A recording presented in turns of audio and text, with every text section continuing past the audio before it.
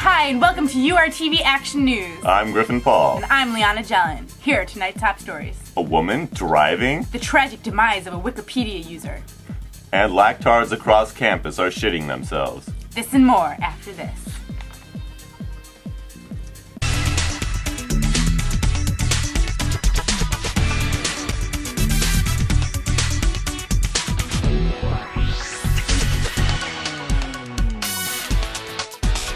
And now it's time for your URTV Action News! In Skank News, earlier this week, a pregnant woman caused a 138.5 car pileup on an interstate in Arkansas. Investigators said that people should not drive while infected with pregnancy.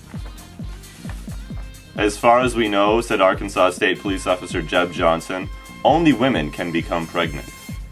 We all know that women shouldn't drive, so when we see a knocked-up broad behind the wheel, it's our sworn duty to get her off the road. Look what happens when a good cop lets his guard down, he finished, solemnly shaking his head.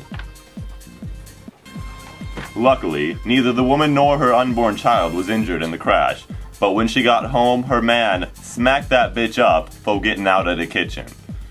Then, the pregnant lady obediently made her husband a sandwich. Now to you, Liana. U of R freshman Amos Jones was recently given a 0 on a CAS paper due to apparent plagiarism. Jones's CAS instructor cited excessive use of Wikipedia as the reason for the violation. Jones gave this statement in his defense. Sorry to all you academics out there, but Wikipedia has creamed all over your face and you are deathly afraid to admit it. Why the fuck would I want to scan through multiple 200-page books when Wikipedia presents the exact amount of information I want in a much more organized fashion? I apologize that I was hooking up with some random chick while drunk and high at 6 a.m., then proceeded to write the paper in 20 minutes. But I mean, if you saw the pair of tits on this broad, you'd resort to Wikipedia in a second. The instructor went on to Facebook to stalk Jones's hookup and had this to say. Damn! Back to you, Griff.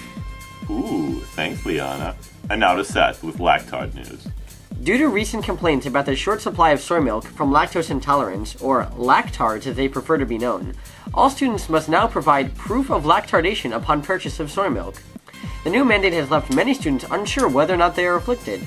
Not sure if you're lactarded? The symptoms of the predominantly Jewish disease include gas, bloating, diarrhea, excessive complaining, an incredibly large nose and or penis, and my personal favorite, a high-level position in any media organization.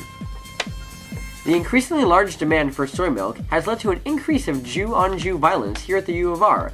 However, since any fighting involving Jews just involves fleeing, no actual punches have been landed as of yet. Back to you, Griffin. Thanks, Seth. And now to Alex with porn. Morale increased 400% among the University of Rochester student body last week when DC++ got a major renovation: the elimination of all undesirable camera angles. And I know, you're all asking, are they going to get rid of that ball shot we all love so much? Yes, you sick piece of crap, they are. Because most of us normal people think that's weird as hell. But what about those close-ups of the guys moaning? Don't tell me they're taking that away too. Yes, you creepy bastard, that's right out the window. Students campus-wide are very thankful for this major change. Maybe one day, downloading these videos off of DC++ will actually help people get laid. But that's probably a long way away.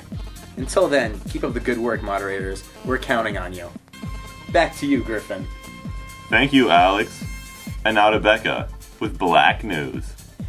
In a strongly worded pronouncement to all y'all motherfuckers, Detroit resident Dwayne Combs urged all y'all to go fuck yourselves Monday. Y'all be bullshit, said Combs in a 3:17 a.m. address from the corner of Woodward Avenue and Grand Boulevard, and your mama too. Monday's statement marked the normally reclusive Combs' first interview since October 1998 appeal to Detroit City Council to kiss his big black ass. Representatives for all y'all have not yet responded to Combs themselves' fucking offer. Back to you, Griffin. Faux shizzle, Becca. And now to Jake with Blanket News. That's Afghan news, Griffin. In spite of his debilitating heroin addiction, junkie David Spellman is safer, warmer, healthier, and happier than nearly every poppy farmer in Afghanistan, sources reported on Monday. Mr. Spellman shoots up 3 times a day and squats in a filthy Bronx apartment, but at least he doesn't keep slaving away in the Kabul poppy fields 18 hours a day before coming home to a meal of moldy bread in a tiny shack he shares with 14 relatives, said Dr. Terrence Elventh, professor of sociology at NYU. When Spellman family finally decides to get clean, he'll have many options for counseling. The only support network available into a poppy seed farmer is the protection of the local warlords. When asked for a comment, Spellman promptly curled up and vomited. Back to you, Griffin. Nice one, Jake. And now to George with Fagala news. Just kidding. Homoerotic news. Thanks, Griff Dog. President Joel Seligman was under fire this weekend from many around campus after using what some called offensive language. The president was heard remarking that the refusal to increase his salary by 40% in the coming year was really stupid and really gay. After being criticized for his pejorative language, Seligman immediately retracted his statement, apologized, and opted to call the decision faggy instead. In other news, a Sweden Wilder was written up this past weekend for playing Beirut in their suite. The RA on duty found them when he was making rounds and stopped on their floor for a moment. One of the culprits walked out of his suite without a shirt on and yelled at the RA, "What are you looking at, faggot?" The RA walked over to him and saw him within the suite. Only guys, many missing articles of clothing. The RA proceeded to write them up for calling straight men fags, transitive aggressive homophobia, and not having women present while playing a game of Strip Beirut. Back to you, Griffin. Thanks, George. And here's Nick with more RA news. Freshman Steve Farber made school conduct code history last week after being written up by an RA for not drinking. According to the RA, Farber caused numerous disturbances last Friday night by reading a sci-fi novel with his door closed, playing muted video games on his computer, and just being overall silent. Students work hard all week just so they can get trashed on the weekends, so when a student decides he doesn't want to partake, he just isn't showing any respect for his fellow students, said the RA. A respected institution such as the U of R just won't tolerate that kind of behavior. Farber's punishments include an Alcohol 101 course administered by the Sam fraternity, the deletion of World of Warcraft from his computer, and the addition of hot girls to his circle of all guy friends. Said security Dan Lafferty on the subject, "We are nearing the day when all students will be able to get hammered and not have to be bothered by the losers on their floor." Back to you, Griff Dog. And now to Liana and Griffin for Liana and Griffin's Joke Corner. Hi, and welcome to Liana and Griffin's Joke Corner. I'm Liana. And I'm Griffin. Once upon a time, a priest and a rabbi were taking a road trip from Rochester down to New York City for the annual big religious convention. So because they wanted to get there in a timely fashion, they didn't want to stop. Both packed a lunch and a dinner so they could continue driving. So the time had come for lunch, and the priest pulls out his meatball and cheese sandwich, and the rabbi pulls out his corned beef on rye. And they're both eating, and they're enjoying it, and the priest says to the rabbi, "Oh, you really ought to try this, it's really good." And the rabbi's like, "I can't have that, it's just not kosher." He goes, "Oh, you ought to try it sometime, And it comes time for dinner time, and the priest pulls out his shrimp cocktail, he's a fancy priest, and the rabbi pulls out his schnitzel, and, they're both enjoying their meal, and the priest goes, "Oh, you ought to try some of this sometime." And the rabbi's like, "I can't." He's like, too bad. So they go to their convention in New York City, and they have a good time, and it's a Freilach, and everything is great. And it comes time for them to part. They're back in Rochester, and the rabbi says to the priest, "Oh, priest, make sure you say hi to your wife for me." And the priest goes, "We don't do that." And the rabbi says, "Oh, you ought to try that sometime.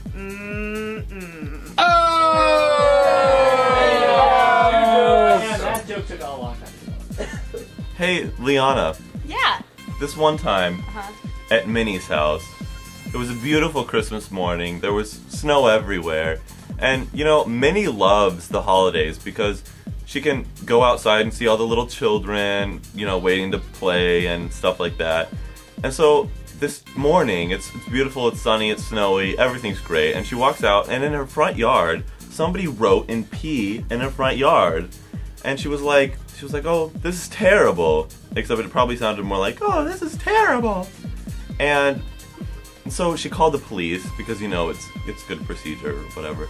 And so the police came and they started doing some investigations, and they finally figured out, what was wrong. And she was like, "Oh, what's the news? And then the officer was like, well, we have some bad news and we have some worse news.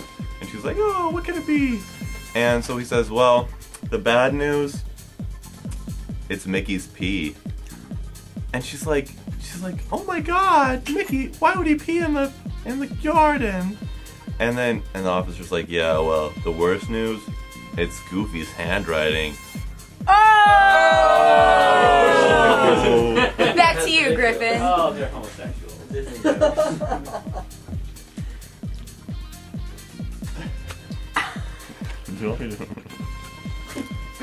Good night, and thanks for watching URTV Action News. Wait a minute. Beep, beep, beep, beep, beep, beep, beep, beep. Liana, this just in. In a cave not far from here, it appears that explorers have found a unicorn kidney. Unicorns have magical powers, and their kidneys can clean the Genesee. So, when you're down and looking for some cheering up, then just head right on down to the Candy Mountain Cave. When you get inside, you'll find yourself a cheery land, such a happy and joy-filled and perky merry land. They've got lollipops and gummy drops and candy things, oh so many things, just to brighten up your day. It's impossible to wear a frown in Candy Town. It's the mecca of lovely candy caves. They've got jelly beans and coconuts with little hats, candy rats, chocolate bats. It's a wonderland of sweets. Ride the candy train to town and find the candy band, candy bells. It's a treat as they march across the land. Candy cherry ribbons stream across the sky into the ground. Turn around, it astounds. It's a dancing candy tree. In the candy cave of imagination runs so free. So please, Charlie, won't you go into the cave? That's my parents. I see a little silhouette of a man's Will you do the fandango? Thunderbolt of lightning, very, very frightening me.